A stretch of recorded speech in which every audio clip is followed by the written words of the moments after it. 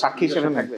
ওই এখানে যে ওয়ালাইকুম আসসালাম, ফুড ইন্ডাস্ট্রি এখানে শিশু খাদ্য তৈরি করছে বা সবার জন্য যে খাদ্য তৈরি করছে পণ্য, এই সম্পর্কে আপনারা জানতেন কিনা?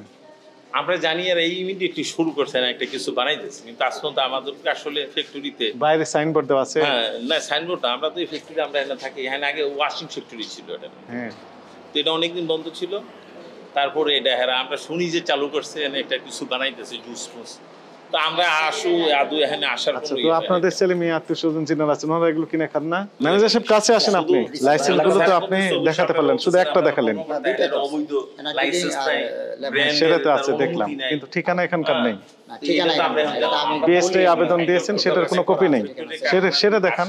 এইরকম ভাবে বাজারজাত করেন? না না স্যার, এটা আমাদের এই যে মেশিনটা নষ্ট, মানে প্রোডাক্ট হইছে, মানে ওই র্যাপিং করার যে মেশিনটা এটা সেটা নষ্ট। এখন তাহলে এই জন্য বস্তার ভিতর দিয়ে বাজারজাত করেন? না না না, ওই যে বাজারজাত হবে ওইভাবে ওইগুলো হবে, কিন্তু এগুলো এখানে আছে কেন? এখানে ওই যে কাজ করতেছে হাতে, তো করতে হবে, মেশিন নষ্ট তো, মোটর চলে গেছে, বস্তায় উঠেছেন কেন তাহলে?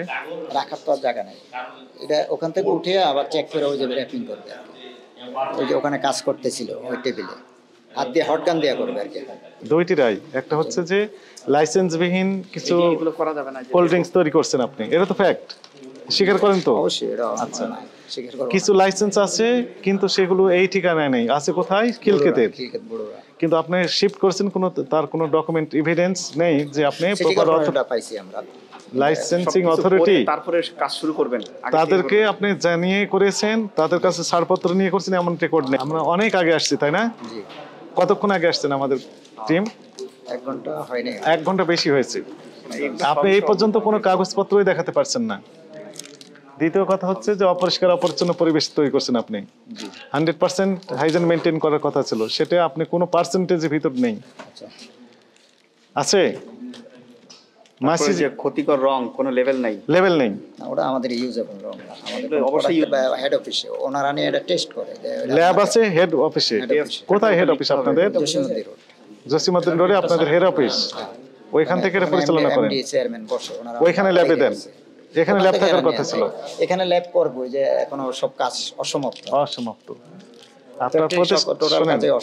আপনার প্রতিষ্ঠানটিকে এই সতর্কতামূলকভাবে 1,50,000 টাকা জরিমানা আরোপ করা হলো, আর পরবর্তী নির্দেশ না দেওয়া পর্যন্ত এই প্রতিষ্ঠানের সকল প্রকার কার্যক্রম জনস্বার্থে সাময়িকভাবে বন্ধের আদেশ দেওয়া হলো। আপাতত কার্যক্রম চালাতে পারবেন না।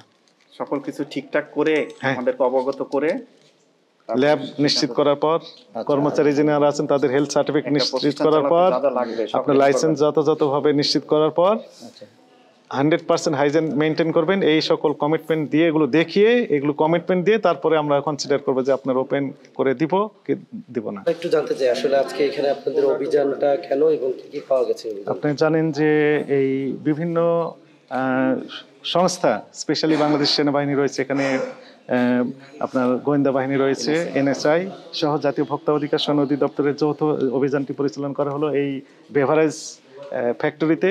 আপনি জানেন যে তাকদির ফুড অ্যান্ড বেভারেজ লিমিটেড নাম দিয়ে এই প্রতিষ্ঠানটি খিলক্ষেত এলাকায় 2টি পণ্যের উৎপাদনের লাইসেন্স নিয়েছিল, কিন্তু তারা এই 2টি বাদ দিয়ে অতিরিক্ত আরও কয়েকটি পণ্য প্রোডাকশন ইনারা করছেন এখানে, এবং অন্য ঠিকানায়।